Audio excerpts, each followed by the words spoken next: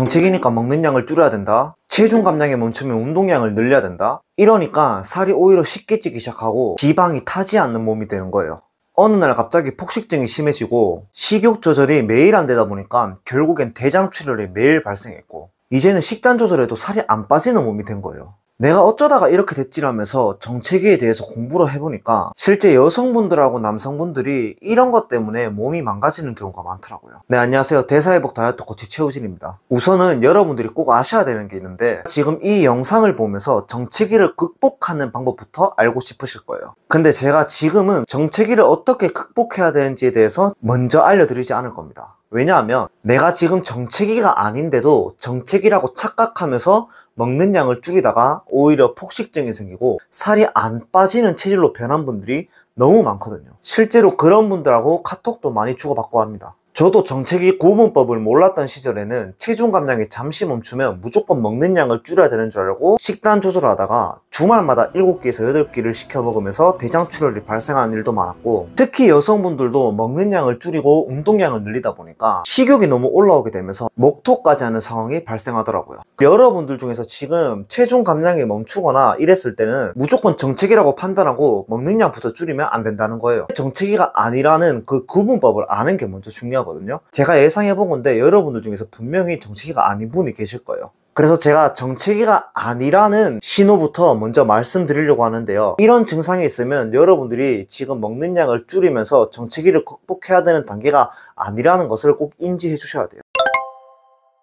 자, 첫 번째는 여성분들이 꼭 봐야 되는 내용인데, 생리 일주일 전에 나타나는 증량입니다. 보통 잘 아시다시피 생리 일주일 전은 황책이라고 부릅니다. 이때는 몸에 영양분을 미리 저장시키려는 기전이 굉장히 강해집니다. 수분과 염분도 저장하고 우리 몸에 필요한 영양분도 계속 저장하려는 활성도가 높아지는 기간이죠. 이때는 여러분들이 식단 조절을 아무리 잘해도 살이 안 빠지는 기간입니다. 근데 여성분들이 다이어트를 하게 되면 생리 전에 나타나는 이 증량 때문에 살이 안 빠진다는 이 논리는 알고 있지만 또 까먹게 돼요. 왜? 증량이 너무 짜증나거든요. 그래서 갑자기 내가 왜 살이 안 빠지지라고 생각하면서 정체기라고 착각을 하게 됩니다. 이때 갑자기 먹는 양을 줄여버리게 돼요. 갑자기 먹는 양을 줄여버리다 보면 지금 산모와 태아를 보호하기 위해서 영양분을 저장하는데 얘가 지금 적게 먹네? 얘가 지금 생존에 위험한 상황인가 라고 착각을 하게 되면서 생리 주기가 불규칙해지거나 배란이 제대로 안 되면서 생리 불순이 일어날 수도 있습니다. 여기서 더 문제점은 정체기가 아닌데 먹는 양을 줄여버리니까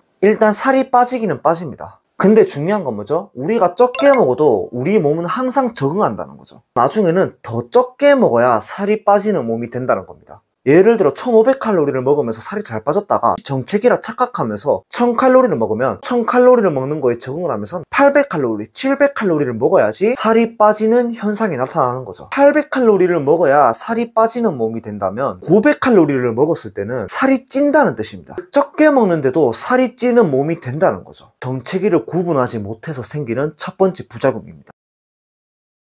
두 번째, 정체기가 절대 아니라는 현상이 있는데 바로 정상 체중에 도달했을 때입니다. 저도 예전에 73kg라는 정상 체중에 도달했을 때 어떤 생각을 했냐면 69kg, 71kg까지 더 빼고 싶다라고 먹는 양을 계속 줄였는데 오히려 이때 폭식증이 심해져서 7kg가 증가하는 현상이 벌어진 적이 있어요. 특히나 여성분들은 정상 체중을 넘어서 마름의 영역으로 가고 싶어하는 분이 너무 많습니다. 하지만 정상 체중이 되면 우리 몸은 마름의 영역으로 가는 것을 별로 좋아하지 않아요. 왜냐하면 우리 뇌는 미적 추구보다 체지방을 잘 보관함으로써 얻는 생존 본능의 안심을 더 중요시 여기거든요. 그래서 정상 체중이 되면 우리 몸은 체지방을 많이 쓰려고 하질 않습니다. 정상 체중을 유지하려는 항상성 스위치를 탁 켜버리게 돼요. 이때 적게 먹으면 잠시 1, 2kg가 빠지기는 하는데 다시 되돌아오게 한다는 거죠. 정체기인 것이 아니라 우리 몸이 생존과 건강을 위해서 더 이상 빼면 안 된다고 생각을 하기 때문에 체중 감량이 멈추는 거예요. 특히 여성분들이 다이어트 상담 신청을 해주시는데 충격적이게도 45kg의 여성분들이 다이어트 신청을 해주시는 분들이 정말 많아요. 왜?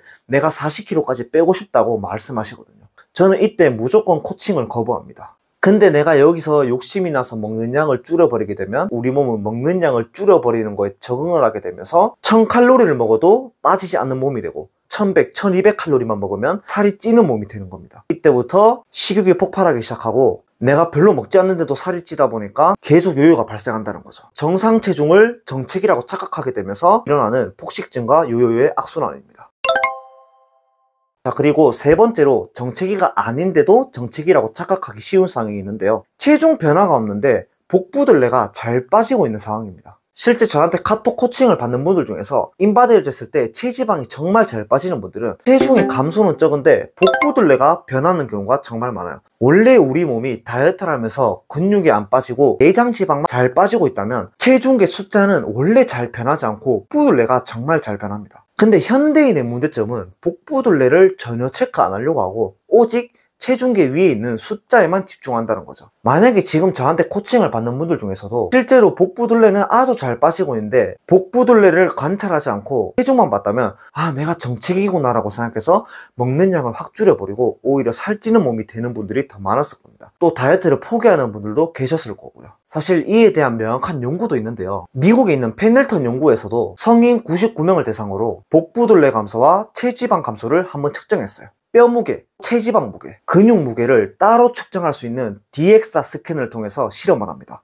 여기서 세 가지 결과가 나왔는데요. 첫 번째로 식단 조절했을 때 실험자들의 체중은 별로 빠지지 않았는데 복부둘레가 많이 감소했다는 결과. 두 번째, 복부둘레 감소량이 체지방 감소량과 거의 밀접하게 관련이 있었다는 결론. 그리고 세 번째, 체중 변화량이 체지방 감소량과 크게 상관이 없다는 결론도 나왔어요. 체중은 수분과 근육량, 염분 농도에 따라서 착시가 일어나기 굉장히 쉬웠고 그 전날 같은 칼로리를 섭취해도 체중이 늘어나는 경우도 있었으며 복부둘레가 내장 지방 감소율을 굉장히 잘 반영했다고 합니다. 근데 대부분의 사람들은 복부둘레고 나발이고 몸무게의 숫자가 안 빠지면 일단 정체기가 왔다고 생각하거나 내 식사량에 문제가 있다고 생각할까 먹는 양을 확 줄여버리게 되는 안타까운 일들이 벌어지면서 몸을 망가뜨리게 되는 거죠. 자, 그러면 정체기라는 건 뭐죠? 내가 아주 살을 잘 빼고 있는데 생리 전도 아니고 식단 조절 잘했고 아직 뺄 살이 남아 있는데도 갑자기 어느 순간부터 잘 안 빠지는 겁니다. 일주일 동안은 안 빠질 수 있는데 3주에서 한 달 동안 안 빠지는 거면 문제가 생긴다는 겁니다. 바로 정체기일 확률이 높다는 겁니다. 자, 그러면 정체기라면 이제부터 먹는 양을 줄이고 운동 강도를 조금씩 늘려줘야 될까요? 이런 생각을 하기 때문에 오히려 살찌는 몸이 되고 폭식증이 나타난다는 거예요. 다이어트를 조금이라도 공부해본 분은 알겠지만 체중 감량을 하려면 기존보다 먹는 양이 줄어야 됩니다. 만약에 300칼로리를 덜 먹는다고 했을 때 이때 살이 빠진다면 결국엔 우리 몸은 300칼로리를 덜 먹는 거에 적응을 하고 체중 감량을 멈추게 돼 있어요. 90kg에서 다이어트를 해서 300칼로리를 덜 먹어서 85kg까지 뺐다고 칠게요. 그러면 여기서 마이너스 500칼로리, 700칼로리를 덜 먹어야지 살이 빠진 현상이 나타날까요? 내가 결국엔 하루에 1000칼로리만 먹어야 살이 빠지는 걸까요? 이렇게 되면 절대 안 되겠죠. 먹는 양을 무조건 계속 줄여야지 살을 뺄 수 있다고 치면 결국엔 다이어트가 끝났을 때는 우리 몸은 1000칼로리만 먹는 거에 적응을 한 상태이기 때문에 1100칼로리만 먹어도 살이 찐다는 뜻입니다. 그냥 일반식으로 돌아오면 박살난다는 뜻이죠. 조금만 먹어도 살이 찌는 몸이 된다는 뜻이죠. 내가 다이어트 하기 전에 만약에 2000칼로리를 먹는 사람이었는데 여기서 300칼로리를 조금만 덜 먹어서 1700칼로리를 먹고 살이 빠졌다면 계속 1700칼로리만 먹으면서 살이 빠지는 그 몸을 만들어야 된다는 거예요. 근데 중요한 건 내가 지금 정체기가 와서 1700칼로리를 먹어도 살이 안 빠지는데 도대체 어떡하라는 거냐 라고 생각하시겠죠. 그래서 여기서 다이어트 브레이크라는 작업이 들어가야 됩니다. 바로 다이어트를 멈춰야 된다는 뜻이에요. 제가 코칭을 할 때 가장 많이 하는 작업인데 이분이 뺄 살이 남아있고 정체기라는 확신감이 왔을 때 가장 먼저 하는 건 다이어트를 일주일간 멈추는 겁니다. 여성분들은 생리 전 항체기 때 먹는 양을 늘려드리고요.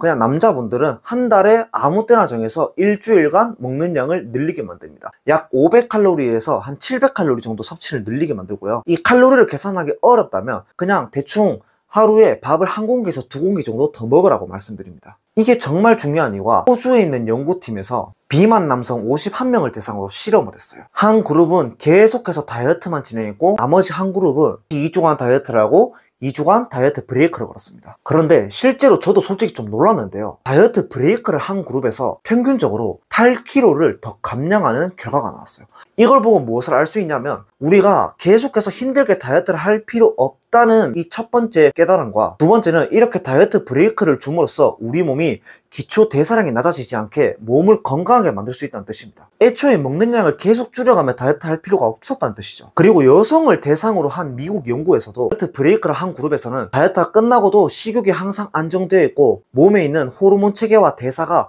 굉장히 안정되어 있는 상태였다는 거예요. 그래서 사실 여러분들이 지금 정체기가 왔다, 확실하다는 이 결론에서 가장 쉬운 극복 방법은 한 달에 일주일간은 다이어트를 멈추고 먹는 양을 늘려주는 겁니다. 그리고 다시 다이어트를 시작한다는 거죠. 이때는 먹는 양을 더 줄이는 게 아니라 기존에 먹는 양을 줄여 만큼만 섭취하면 된다는 거죠. 이렇게 하면 우리 몸이 섭취량을 계속 줄이지 않고도 계속해서 살을 뺄 수 있다는 겁니다. 자, 그런데 이런 분들이 계실 거예요. 내가 이미 이 영상을 보기 전에 정체기 고무법도 모르고 정체기를 극복하는 방법을 제대로 몰라서 계속 먹는 양을 줄여오면서 살을 뺐다. 그래서 나는 지금 별로 먹지 않는데도 살이 너무 쉽게 찌기 시작하고 먹는 양을 줄여도 살이 안 빠진다. 이런 분들은 지금 정체기가 아니라 기초 대사 저하가 굉장히 심각한 상태이기 때문에 지금 다이어트를 멈춰야 되고 먹는 양을 늘려야 된다는 뜻입니다. 이거는 지금 제가 말하자면 너무 시간이 오래 걸리기 때문에 여기 댓글에 있는 고정 링크를 꼭 확인해 주시면 돼요. 이런 분들이 아니라면 지금 다이어트를 할 때 내가 정체기를 꼭 구분해 보시고